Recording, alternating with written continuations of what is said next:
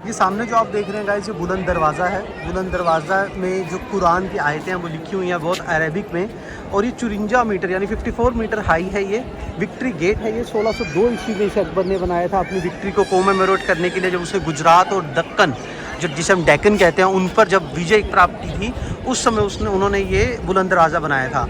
यहाँ सलीम चिश्ती की दरगाह है और जो इनको बहुत मानते थे अकबर, और उनको जो बच्चे की चाहत थी वो पूरी हुई। जैसा मैंने उन्हें बताया, सिंगल ब्लॉक ऑफ मार्बल से ये सारा बना हुआ है जो सलीम चिश्ती की दरगाह है।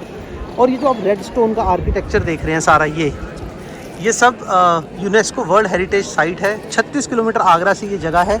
और अकबर द ग्रेट, इस जगह को देख के पता लगता है कि वो कल्चर और सारे रिलीजन्स के लिए कितने वो पक्के थे, वो न्यूट्रल थे। उन्होंने बाद में अपना धर्म भी चलाया जिसे दीन इलाही कहते हैं। बहुत सेक्युलर थे वो, सारे धर्मों को मानते थे। अंदर अभी हमें दिखाया यहाँ पर एक सुरंग थी जो कि यहाँ से दिल्ली फोर्ट और आगरा फोर्ट तक जाती है और लाहौर तक भी जाती थी वो उस ज़माने में सुरंग, क्योंकि जो बादशाह लोग होते थे अंडरग्राउंड चलते थे। ये पैलेस कॉम्प्लेक्स जो आप देख रहे हैं, इसमें 3 पैलेस हैं जिन्हें अकबर ने बनाया था। अभी हम दीवाने आम, दीवाने खास सब कुछ है यहाँ पर। और ये बहुत ही अच्छी जगह। आज धुंध वाला टाइम है क्योंकि यहाँ पर धुंध पड़ी है चारों तरफ, तो विजिबिलिटी उतनी नहीं है। बट ये जो बुलंद दरवाज़ा है, ये एशिया का सबसे बड़ा 54 मीटर इसकी हाइट है।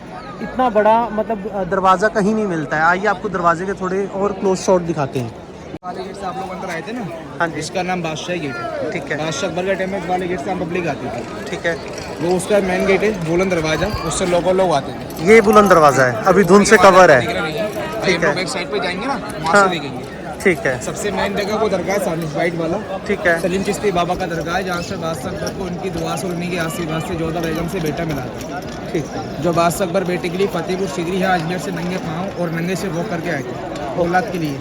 अकबर उस टाइम पर आया था, सब कुछ था अकबर के पास, पैसा, चांदी, सोना, कोई बच्चा नहीं था। बच्चे के लिए अकबर परेशान था, तो अकबर को मैं सपना हुआ था अजमेर में कि आप फतेहपुर सीकरी जाइए, वहाँ पर एक बाबा रहते हैं जिससे आपके बच्चे की दुआ करेंगे, वहाँ से आपको बेटा मिलेगा। तो बादशाह अकबर अजमेर से नंगे पाँव और नंगे से वॉक करके 24 दिन में आए थे। बाबा उस टाइम में जिंदा थे। जिस जगह उनकी दरगाह ना, उस जगह उनका बैठने का आस्थाना था।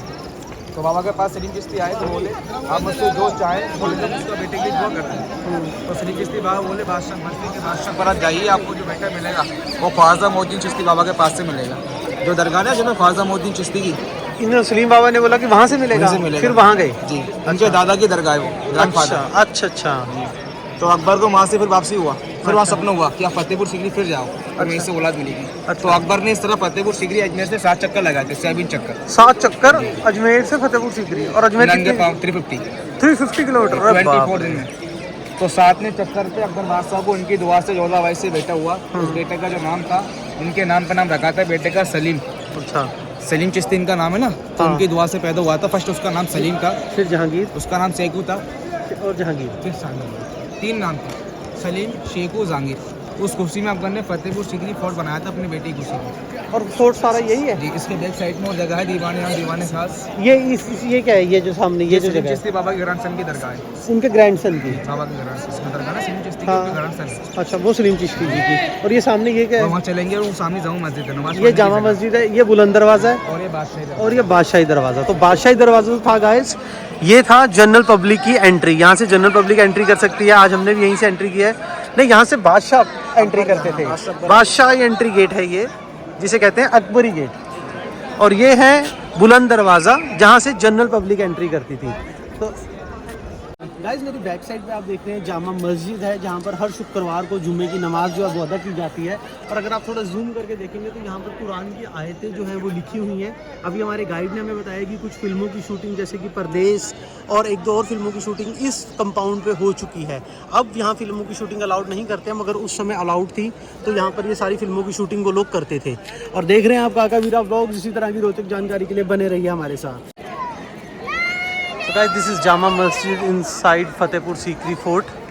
ये इस कॉर्नर से लेकर और उस कॉर्नर तक ये सारी जामा मस्जिद है। और ये सामने बुलंद दरवाज़ा, जो कि वर्ल्ड फेमस है, एशिया का सबसे बड़ा दरवाज़ा है ये बुलंद दरवाज़ा। बुलंद दरवाज़ा है ये मेन गेट। बुलंद के माने ऊंचा है, दरवाज़ा माने gate, highest gate in Asia. इसका जो हाइट है, आप लोग खड़े हुए ना, यहाँ से ऊपर टॉप तक 134 फीट, 134 फीट। हेलो। नीचे कार पार्किंग से ऊपर टॉप तक 176। ओके। इसका जो आर्च है वो 90 फीट है। 3 साइड में इसके लिखा हुआ राइटिंग कुरान कॉपी इसकी ताजमहल पे कराई। जगह ताजमहल से भी 100 साल पहले बना हुआ है। ये कुरान ने बनाया जी, ताजमहल राज से बाजरे में बनाया। चढ़ने की इसकी सीढ़ियाँ नॉर्मल है, पूरे स्टेप सामने से। आइए दीदी। तो guys this is Buland Darwaza in front of your eyes, 54 metre height है। कितने फीट बताइए आपने?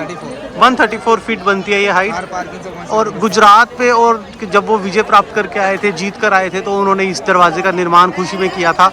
उनकी जीत का प्रतीक है ये बुलंद दरवाज़ा। एशिया का सबसे बड़ा दरवाज़ा है ये। तो ये यहाँ से उस समय पे पब्लिक एंट्री अलाउड होती थी। अकबरी गेट से जो मेन वीआईपीज और खुद अकबर थे वो आते थे, और इस दरवाजे से जनरल पब्लिक एंटर होती थी। तो गाइस फतेहपुर सीकरी में इस समय हमें देख रहे हैं आप राघवीरा व्लॉग्स। फतेहपुर सीकरी का जो निर्माण है वो अकबर द ग्रेट ने करवाया था। उनके कोई संतान नहीं हो रही थी, तो जब उन्होंने यहाँ पर बाबा सलीम के आगे माथा टेका, उसके बाद उनके यहाँ संतान हो गई।